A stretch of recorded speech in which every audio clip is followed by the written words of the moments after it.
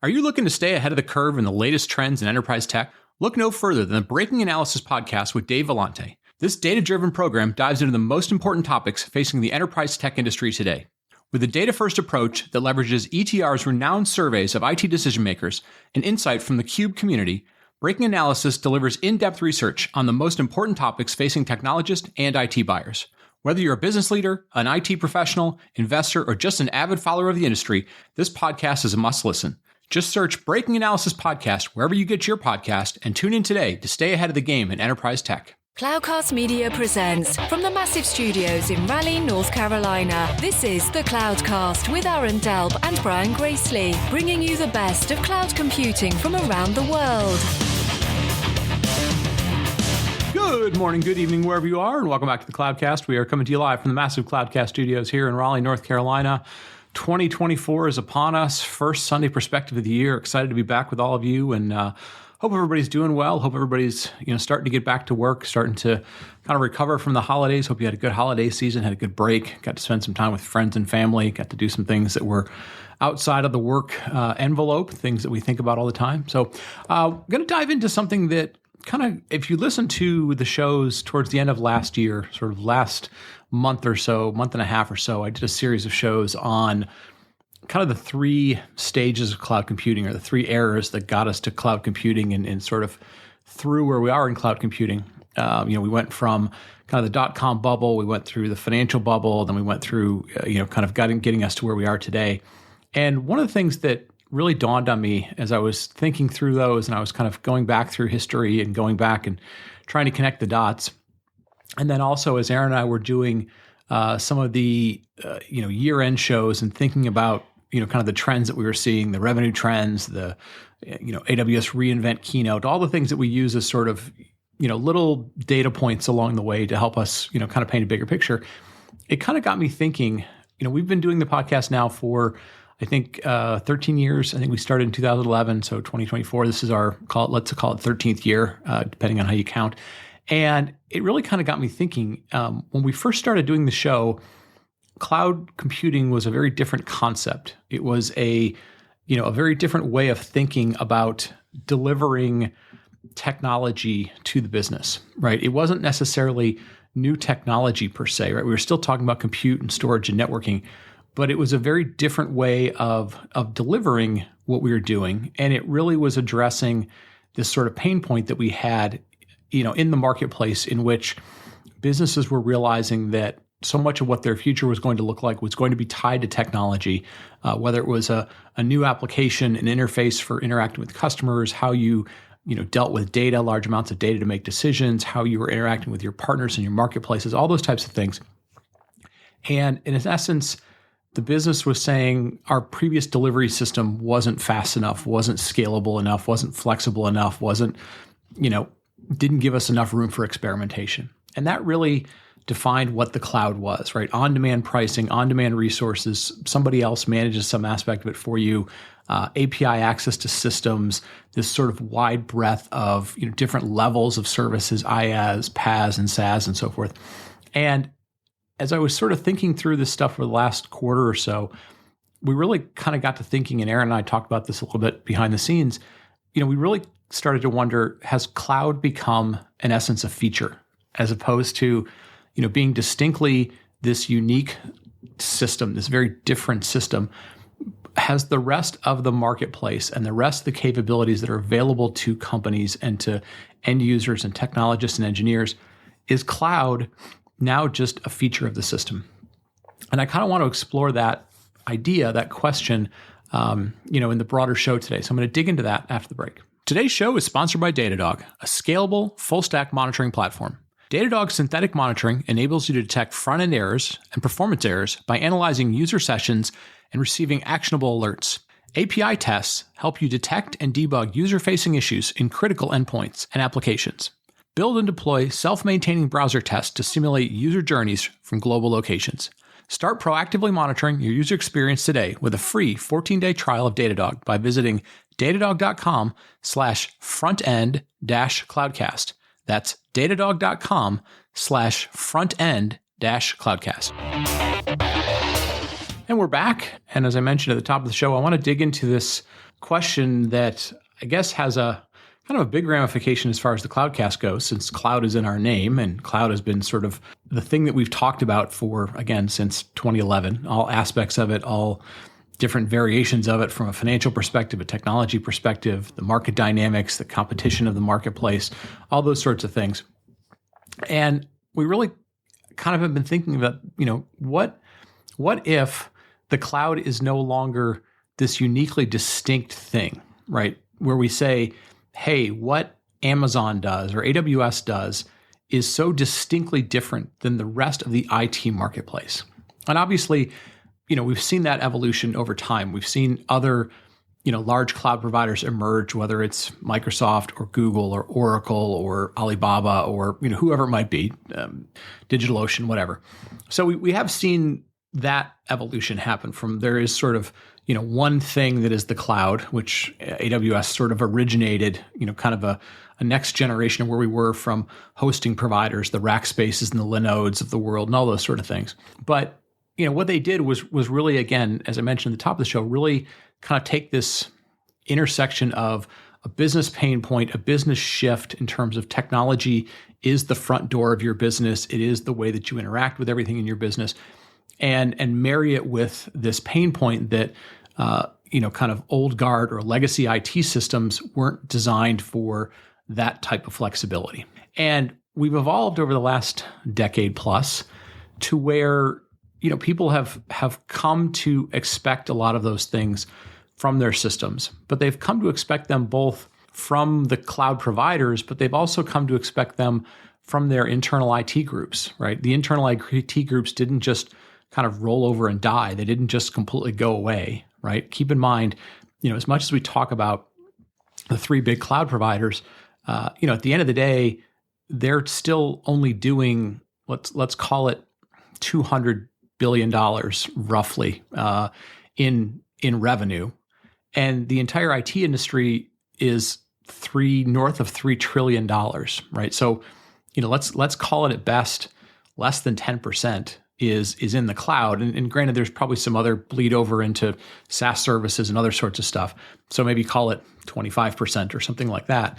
But we've had more than a decade, and while technology trends do take a while to happen, I think what we see, anything having to do with IT, and this is if you've listened to the show for a long time, if I always sort of say if you forget everything else, the one thing that Aaron always says is, look, there's always new stuff that comes along, but it's very, very rare that the new stuff ever completely replaces the old stuff, right? Like almost everything in IT just sort of falls in line with being part of the bigger picture, right? With sort of mobile computing probably being the one great exception in that, Apple and Google, or Apple and Android, if you will, really kind of completely replaced the previous thing that was there, the Nokias of the world, the RIM, BlackBerries of the world, and so forth. But that's kind of the one great exception to that. I mean, you could argue, laptops have replaced desktop computers and all that kind of stuff, but in essence, those are sort of personalized computing devices.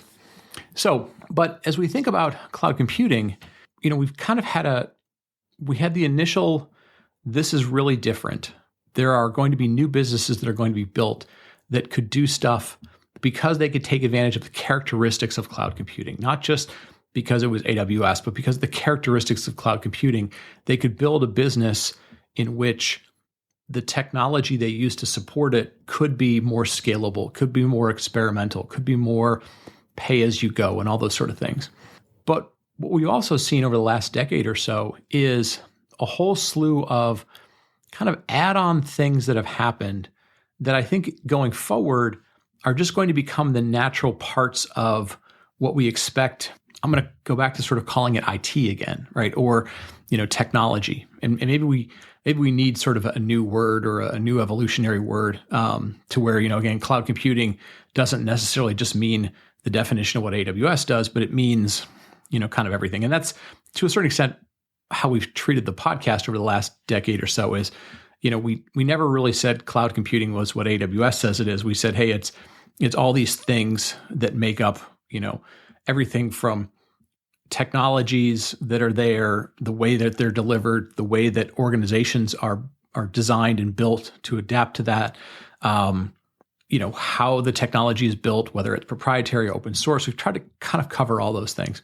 But as I think about it, if the premise that cloud computing is now just a feature, it's now just a delivery mechanism, as opposed to this sort of unique thing, a unique space, a unique location, it does sort of make you wonder, well, what will the next, let's say, 5 years look like? Because 10 years is a very long time in our space. 5 years is something that you can both wrap your head around, but also has a certain amount of ambiguity to where, what's possible, is possible, if you will. And the reason I say all that is more and more I think about this. We now have the ability to do, on demand, and somebody else manages that. It can be on premises, right? So the location of quote unquote cloud doesn't matter. We're seeing more and more things happen at edges of networks, whether those are, advanced computing that's, with an individual person. So things like VR and AR and goggles and the stuff that Apple's doing in certain things. But, we're seeing more advanced technology out in, sort of the edges of networks, whether that's in vehicles, whether that's in, sort of space and some of the things that are happening in low orbit and high orbit, whether that's more advanced things happening just in retail stores, right? So take, for example, McDonald's. McDonald's is moving towards, less and less counter interaction, more and more, you pick what you want, you select it at a kiosk, you just walk up and get it sort of delivered, right? All those sort of things in which we're putting more and more computing capabilities towards the edge of the network, right? So location has become less and less of a thing. I think the other things that we're going to start to see as we think about what is cloud computing, and another example of this, and I'll put a link to it in the show notes, and we'll probably end up doing an entire show on it, was, there was an interesting article and kind of series of articles and LinkedIn things this week from some people at AWS. And I'll cover it in a later show, kind of the day two-ification of AWS. But the interesting point that somebody made, a guy named Justin Garrison, who I don't know if we've had on the show before. Justin's somebody we've met at a lot of events, really smart guy, thoughtful guy. But he basically said, look, we went through this phase where we talked about two pizza teams and how everything was independent, and the idea of, you're sort of building these services, whether it's an AWS service or it's a part of your application or whatever, these sort of distributed systems. And he said, what happens in that is you get into situations, and this is not by no means unique to AWS, but you get into situations in which some aspects of the distributed system are far more valuable or far easier to identify that they generate revenue or generate value for the business. And then you have other parts of the systems, again, whether these are people or teams or pieces of software that just kind of have to be there. They grease the skids. They're sort of the mayonnaise in a club sandwich, if you will, that when you put pure metrics next to them, financial metrics or revenue-driven metrics or goal-driven metrics or value creation metrics or whatever they might be, they're going to appear to be far less valuable in comparison to other things. But if you took them away, it's sort of like, okay, well, what's going on? And so the point of all that, and again, I'll put some links in the show notes and so forth, is I think we're also realizing that the idea that everything will be a distributed system, everything will be a microservice, the sort of cloud native way of building things is the way that everything will be built, doesn't always make sense. And whether it always makes sense in certain economic situations or whether it just doesn't make sense organizationally for what you're trying to do in terms of your focus and your accountability, all those things will come into play. So with all that in mind, I think as I'm starting to make a list of what do I think some of the future of this thing, and again, I want to call it future of cloud computing, but again, the premise of this show is sort of like, is cloud just a feature? So I'm going to sort of call it the future, or the what will modern systems sort of look like?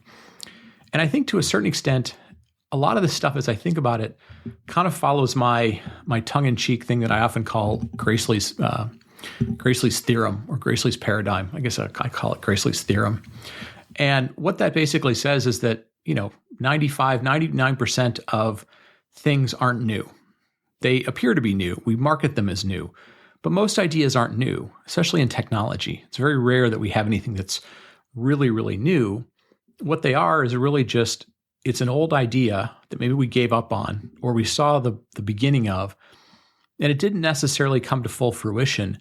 But as the cost of CPU, the cost of, so the cost of compute goes down significantly, and the availability of bandwidth and the cost of bandwidth comes down significantly, a lot of ideas, maybe not in the exact same name, the exact same form, kind of come back to life because we realized that originally they were a good idea. They just didn't necessarily make sense in the way that we delivered them before. Maybe they were too manual, they were too expensive, they were just hadn't figured out a good user interface, whatever that would be. And so as I think about this, and we're not going to weave everything into AI, but I think we're going to see things throughout this year, the next few years, in which there will be big AI breakthroughs, and then there will be other things, as we've talked about with AI in the past, in which we just sort of come to accept them. Right. So the same way that we're now coming to accept that like email systems will just autocomplete stuff as you're typing, which is sort of an AI function or a predictive function. We're going to expect a lot of things from AI, or from our IT systems to just kind of have AI-ish stuff built in, but we won't necessarily have to call them like AI systems. Data scientists won't have to be involved. We won't be talking about ML ops or whatever it might be. And so I think some of those things are going to end up being that the whole idea, first thing I had on my list was everything that we tried to do over the last decade or so with DevOps, or whether we call it platform engineering, the idea of bringing together multiple groups and trying to get them to work together. So in the case of DevOps, obviously the application teams who are building an application, the operations and security teams who are trying to deploy it securely, those were distinct groups, humans on both ends of it, and, not necessarily a lot of pattern matching that just was built in around the systems. It was just this hope that these teams would kind of work together, no matter how many DevOps days you went to. So I think we're going to start seeing the concept of DevOps start to become an integrated co-pilot into all sorts of systems that we have. And we're already beginning to see this stuff, right? So for example, if you're an Ansible user, Ansible, Red Hat now has something called Ansible Lightspeed, which essentially takes all of the knowledge from the Ansible community and builds it in so that you can still continue to use the tool, but you essentially have built-in community built in. We've seen this from Honeycomb. We've seen this from Observe. We've seen this, from the monitoring and observability companies. We're starting to see it, in a lot of different places. I think we've seen it in the VMware space. They've sort of showed some examples of LLM integration with what they're doing. And so I think we're going to see that across the board, right? And that will become sort of the built-in, if everybody's working from the same model, if you will, and they're using similar tools, you're going to have sort of the best and the smartest of community built into your products. And those will be helping you as you go along. And those will become sort of the new DevOps, right? Sort of Copilot is going to become the new DevOps, if you will, I think. I think we'll start to see things like FinOps become a built-in capability. And I say that in the context of if you are anybody who's ever worked with VMware or vSphere, and you are familiar with the concept of vMotion. So the idea of we're going to build in sort of predictive analytics that say when this system is going to overwhelm this application or this virtual machine is going to overwhelm the compute of this compute that it's running on, just dynamically move it to something else. You don't necessarily have to tell the application you're doing anything. You're just going to move it to better resources. And I think we're going to see that with FinOps, right? We've now gone 4 or 5 years of sort of manual FinOps or some, sort of smart systems, but they always assumed that you were going to have to rejigger your reserved instances or whatever you're going to do. I think we're going to see FinOps become sort of a natural part of systems, right? The awareness of what systems cost. Are you deploying them well up front? Are you getting active things coming back? While there's been, good progress, everything from, we've been talking about sort of FinOps and cost management for, I feel like 7, 8, 9 years, not just since like the FinOps, foundation came along, but all the way back to, when we were talking to kind of early people just talking about reserved instances. I think those things are going to be built in, right? And the same way that, the idea of on-demand pricing was sort of new we've even seen that's not something that everybody's necessarily comfortable with, right? We're seeing more, long-term contracts and how to negotiate your AWS contract or your Oracle contract and so forth. So I think we'll see more and more of those things built in. And I think you're going to hear a theme from me is that so many of these things that, if you go back and listen to the archives of the Cloudcast, we've talked about so many interesting sort of one-off features and capabilities. They were an open source project. There was a lead company working on them, but they never necessarily kind of took off. And I think what we're going to see as we go through this list is we didn't always necessarily have the alignment between the technology or the technology company behind it and the kind of the good of the customer aligned. I think we will see those things kind of more built in. And so we won't have this sort of mismatch of like, oh, well, we'd like the system to run more efficiently or more smoothly or whatever it might be, but this other tool doesn't necessarily align. I think we're going to see more of that built in. So DevOps, I think, becomes copilots. FinOps becomes a built-in thing, and we will sort of forget about it. We will begin to trust the system to look at things more frequently. And it won't mean that we necessarily allow anybody to just sort of manage our finances of the technology in these modern systems, but I think we will become more comfortable with doing that. I think we will see more pre-testing and pre-planning get built in. So I think we'll see more and more of, instead of being like, hey, this system has X amount of compute and it has a storage element, and it has this database element and whatever. I think we'll see more things like, if you go back and listen, we had a conversation with a guy named Adam Jacobs, who was the guy who originated Chef, came out with a new system called System Initiative, or System Init, if you will.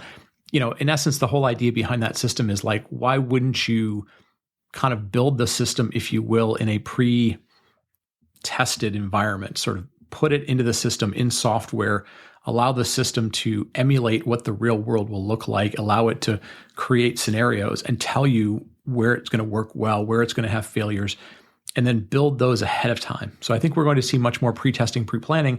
And I think what we'll see with this is, today you have to do a lot of work to figure out what all is involved with an application. What are the dependencies? What's the inventory? How is it working? I think the more we have these things sort of pre-inventoried, pre-planned, it's going to make a lot of other downstream systems work better together. The FinOps types of systems work better together.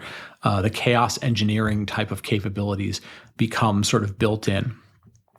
Things like collaboration, right? So the idea of like the daily stand-up and DevOps teams and all that sort of stuff happening, I think those become naturally built-in things, right? If I know, hey, there's multiple systems interacting with this thing that we call an application, let's inherently build collaboration then around that, not just the technology, not just a logging event or a monitoring event, but the other collaborations, sort of build the collaboration around there. And we'll see better, more dynamic collaboration mechanisms put in place that takes advantage or takes into consideration, okay, this team is geographically located in certain places. It's hour and time zone wise in these locations. It works during these hours of the day.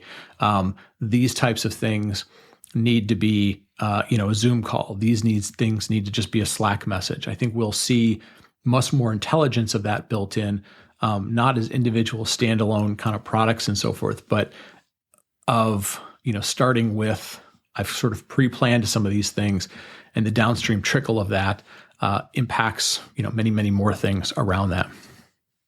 I think we'll start to see some lessons learned. Sometimes when we see lessons learned, they happen what feels linearly. In other cases, they feel like they happen in reverse. And so, giving you an example, I think we will see, we've seen an entire, half decade or so where people have become very comfortable with the idea of containers. And while containers themselves were interesting, the concept of containers of I can sort of layer a system together the way I want it to, essentially sort of build a golden image of what I want, and then I can just take out the small pieces that I want, kind of easily deploy them. But I also have this idea of complete consistency from my laptop through my CI environment all the way into production. I think and we've seen that for the stuff layered on top of operating systems. I think we'll potentially see in the next year or two that happen down to operating systems, right? So that has the interesting impact of, all of these bugs and, patches that didn't happen or systems that didn't get, managed properly. If we can get them all to look like containers from sort of top to bottom, as opposed to like containers on top of an operating system, but the operating system isn't necessarily, in sync with that, or it's managed a different way. I think we're going to see some iterative things come back and say, what did we get right with cloud?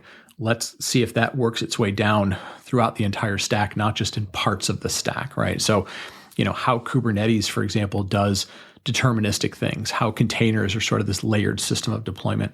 I think we'll begin to see some of those things make their way into other parts of stuff in ways maybe that we didn't necessarily expect.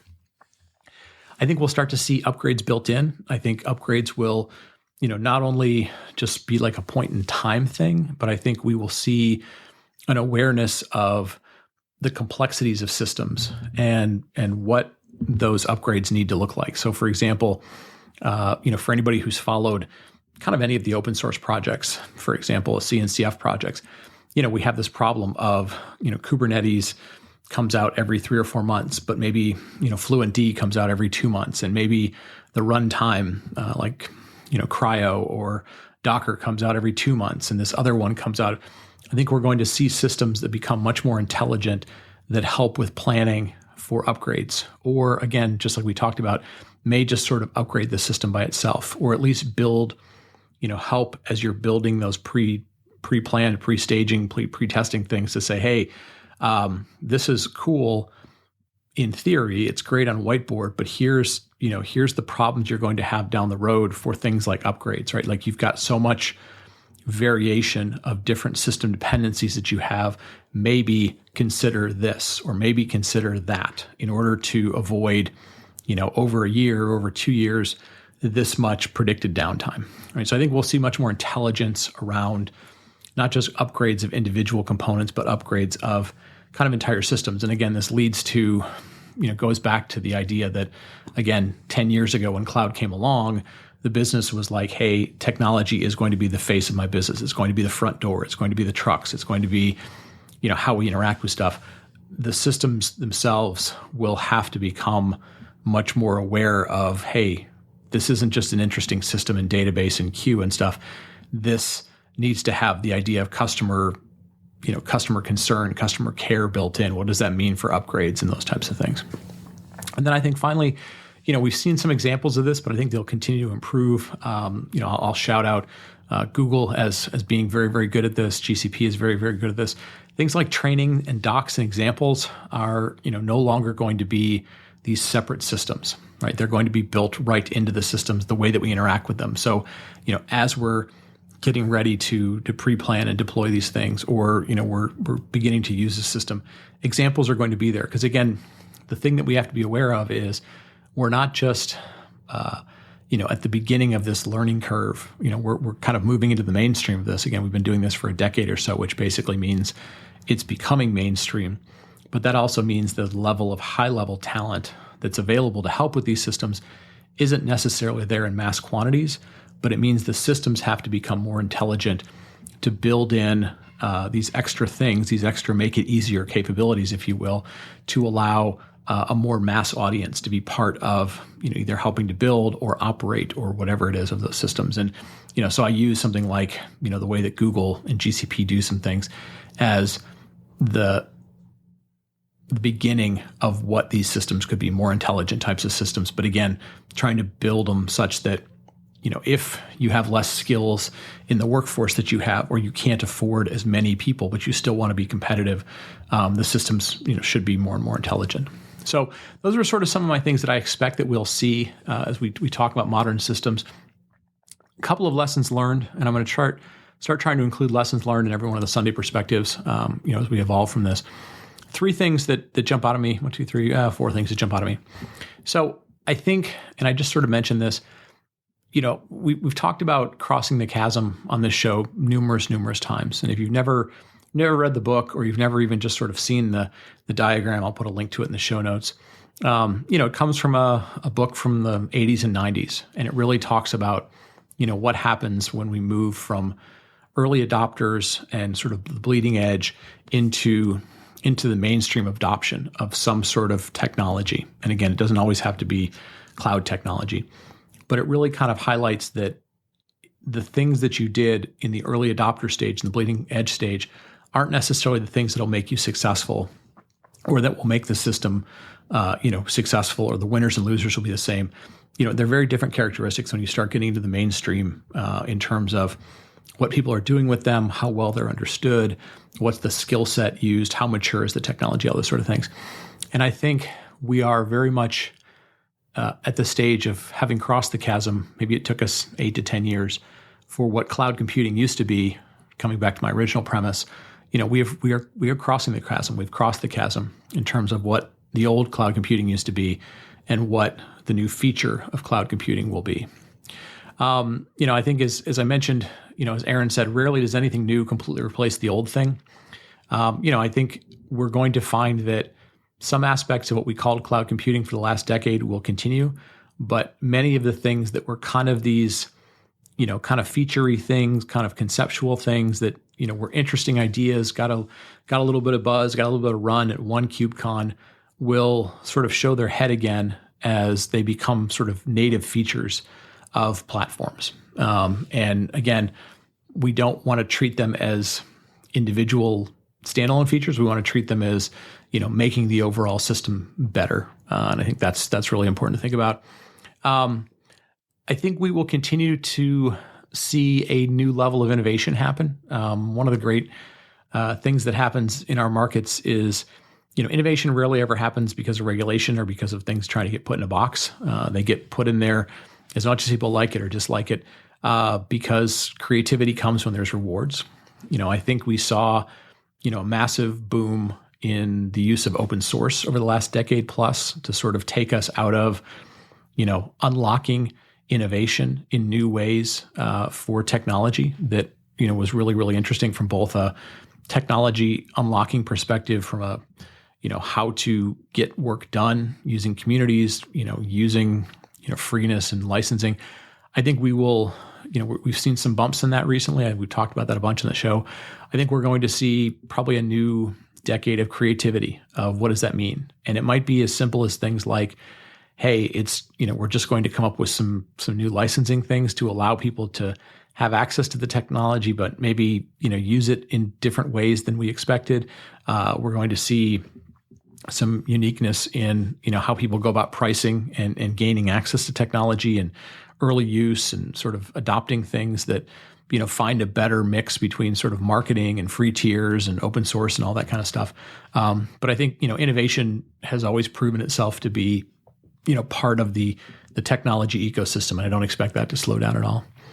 And then finally, as I've talked about all these things that I think are going to kind of get built in, I think, you could argue to a certain extent that, DevOps has been somewhat of a failure. You could argue that microservices have been somewhat of a failure. You could argue that FinOps has been somewhat of a failure, right? They've been interesting, chaos engineering, all sorts of stuff.